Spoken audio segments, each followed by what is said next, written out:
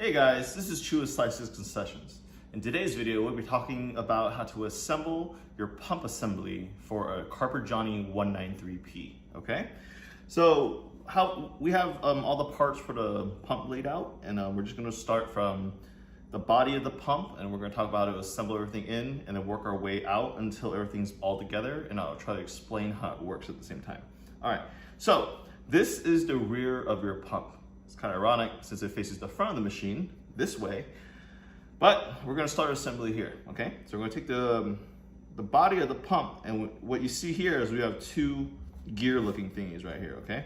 So one gear is one hole on the same on both sides, and that will fit on this guy. It's kind of like that game where you put the triangle through the triangle, you know, and the square through the square. So the second pulley you're gonna see is a little different. This is a perfect round circle, and this one has like notches, where it's kind of like a different shape. And on the other side, it's actually different as well, okay? So the recess in here is actually faces this right here, okay? If you try to put it in the other way, it won't sit flush. Even though it'll spin, you know, it just won't work optimally. So what you're gonna do is you're gonna line up the teeth, spin it around, and put it in just like that, okay?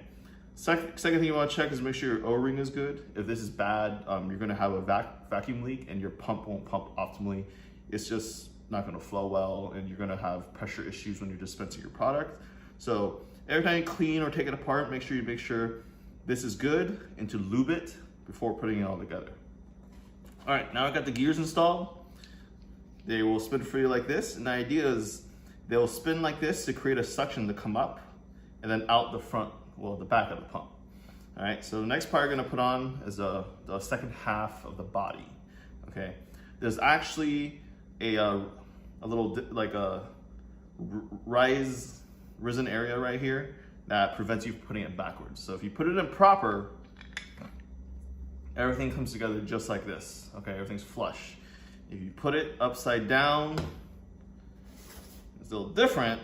What happens is, you're gonna have a gap right here. No matter what you do, it won't fit, because physically, this hole is slightly bigger than this hole, all right?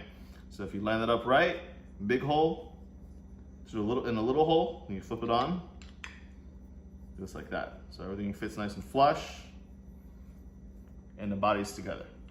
Next thing you do, you take your knobs and you go ahead and put them on. And the importance of that O-ring is it keeps this together as one unit, so you don't have leaks through the bleeding through these edges and all that stuff. So you close it down and close it down. All right, so the body section is complete, all right? The next thing we're gonna do is we're gonna have a spring in this piston, okay? What happens is this piston goes in first, followed by this spring. Then you take the suction tube, okay?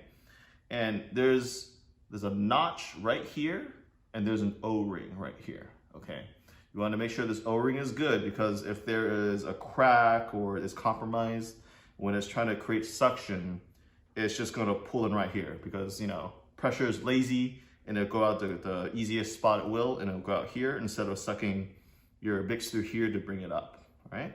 So what you do is you line up this notch to this nub right here, and you're gonna need a little force. Oh, and don't forget to lube that, all right? So you lube this, and you're gonna use a little force to push it in, because the spring is fighting against you, right?